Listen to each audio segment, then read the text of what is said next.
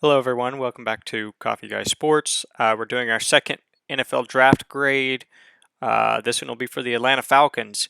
Um, and as before, I'll break down the grading system and how I do my grades, and then we'll jump into it. Um, so I'll grade each player based on skill set and draft spot, um, and then I'll average those grades for the team's final grade. Last grade, the one I did for the Arizona Cardinals, it I adjusted the grade based off of some trades they made, and overall, they improved their grade because of those trades, and so the final grade got adjusted. So this one, that may or may not happen in some of these grades, but we're going to jump into this Atlanta Falcons grade. The grading system is 1 to 2.5 is a D, 2.6 to 5.0 is a C, and then 5.1 to 7.5 is a B, and then 7.6 to 10 is an A. So yeah, let's get started with the first pick in the first round for the Atlanta Falcons. They got Bijan Robinson, running back out of Texas. And for those who know me, I am a gigantic Oklahoma Sooner fan. But Bijan Robinson is one of my favorite players I've ever watched in college football, period. But one of my favorite running backs I've ever seen. Like, the guy is absolutely incredible. Um, he it unfortunate to watch him play against Oklahoma because he torched Oklahoma every game he played against them. The guy is a supreme athlete and just makes plays that make your eyes pop out of your head. He's athletic. The speed, his combine speed was nothing insane. There's a lot of running backs that, well, I wouldn't say a lot of running backs, but there's quite a few running backs that can be faster. But his speed is still very, very good. It's breakaway in the open field. He's a great pass catcher with a pretty developed route tree, um, and he's good at taking run after catch and making tacklers miss. Also, he can break those tackles and those arm tackles and leave defenders just laying on the ground. He's excellent at picking out running lanes. The one downside in my scouting, his pass protecting could be improved. It's not elite, but I mean, coming from the college game, there's not a whole lot of running backs that are going to have elite pass protection. So it's a slight negative, but it's not really a negative because it's pretty common for college running backs not to have great pass protection. His grade, I mean, this dude was one of the best players in the draft, just talent-wise, one of the best in the draft. Now, he was taken early part of the first round. The first running back since Saquon Barkley to be taken in the top 10 of the draft. I am not sure quite how that would affect his grade. In my book, it's a 9.5. And since we're using my grading system, I guess that's what we'll leave it as. Yeah, I'm going to leave it at a 9.5. He's a supreme athlete, and he improves any team that he's on. So, yeah, 9.5. Moving on to Matthew Bergeron. He's an offensive tackle from out of Syracuse. He's a good athlete, not a great athlete. He could potentially be sliding inside to guard. He's a big guy, well over 300 pounds, and I believe 6'4", 6'5". Don't quote me on that.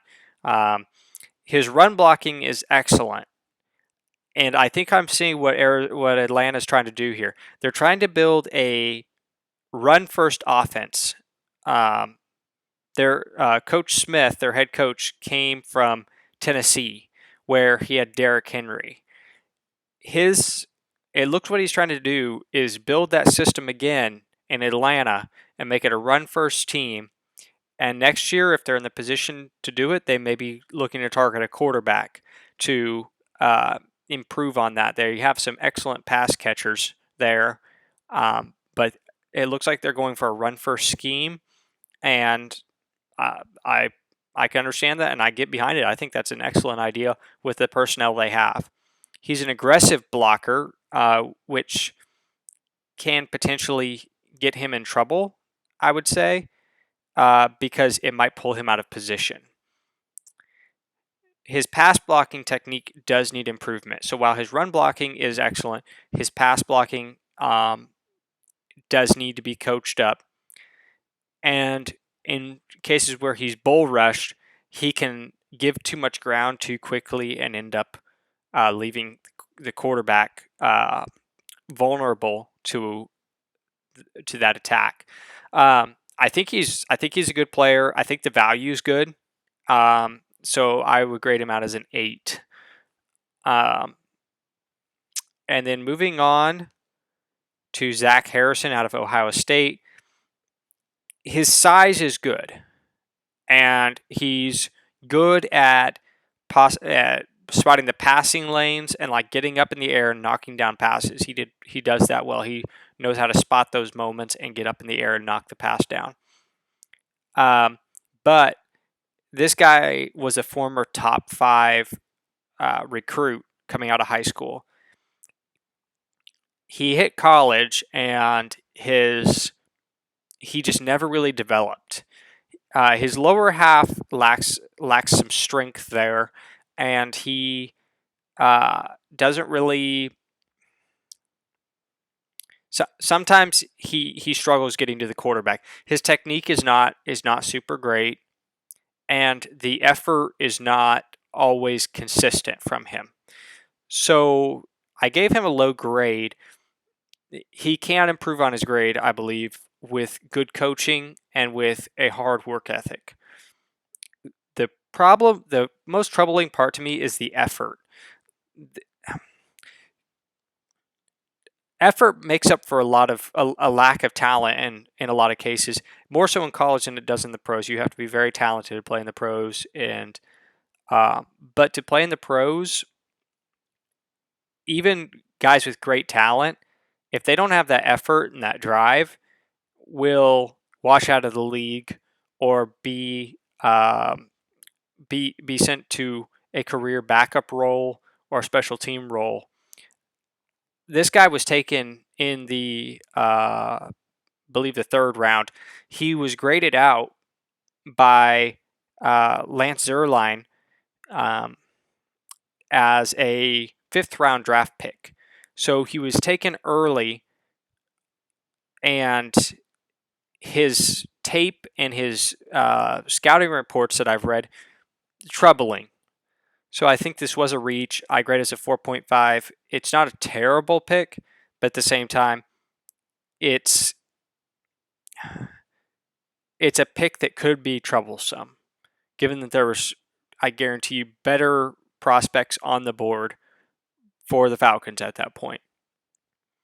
Moving on to Clark Phillips. Now, I actually love this pick. Clark Phillips, while he's small and doesn't have the greatest speed, he's aggressive in coverage, and while that could be a problem, it's a lot of effort plays. So we just talked about somebody who doesn't have a lot of whose effort is spotty. This kid has a good motor, great motor, and the effort is always there on tape. Now he does have some limitations because of his physical talent. He sometimes struggles keeping with routes, especially inside slot routes. And he plays, wide receivers and tight ends are able to make plays on him because of his size. Now, I have career backup or special teamer because very likely that could be his role. But if his effort is consistent in the pros as it was in college, I do see an upside to him being a cornerback, a starting cornerback, maybe in the slot, maybe on the outside in some cases. But I actually think this is a very good pick, and I love this kid's effort. So we'll see what he does in the pros. Moving on to the 7th round, the early 7th round, this is DeMarco Helms. I'm not sure quite how to pronounce that name, but he's an average athlete, so he's not anything special. His combine was not exceptional, perhaps a little more on the mediocre side, poor side. But he's a good tackler, and he makes a play in front of him. But as I've listed here, he gets stuck on the deep, but he struggles with deep routes because of the getting his hips flipped and running with receivers. His lateral transitions are slow, and he sometimes gets stuck on blocks.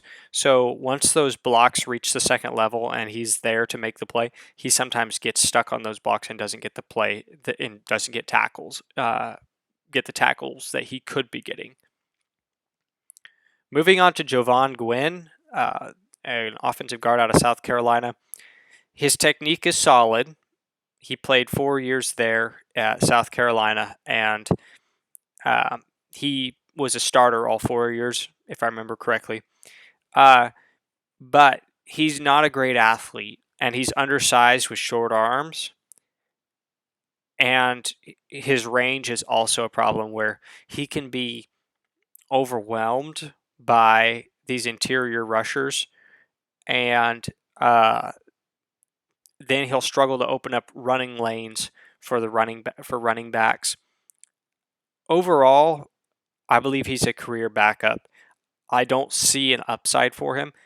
I don't doubt his drive and his effort, and I could be proven wrong, but his physical talents are such that I do not believe that he will be a long-term starter.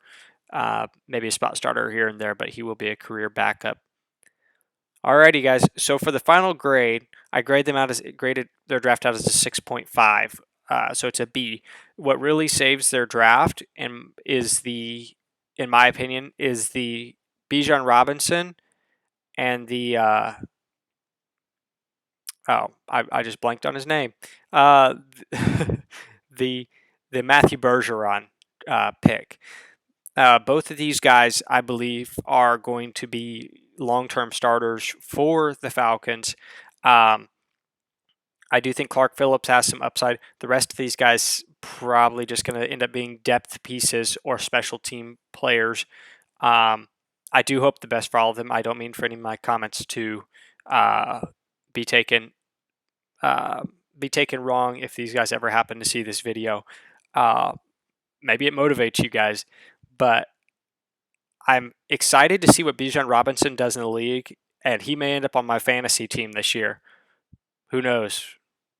Alrighty, guys. Thanks for watching the video, and have a great Friday, and we'll be back hopefully tomorrow with our next draft grade. If I remember right, that's the Carolina Panthers, and they may or may not have an interesting player in the first round. Well, we'll see. Alrighty, later.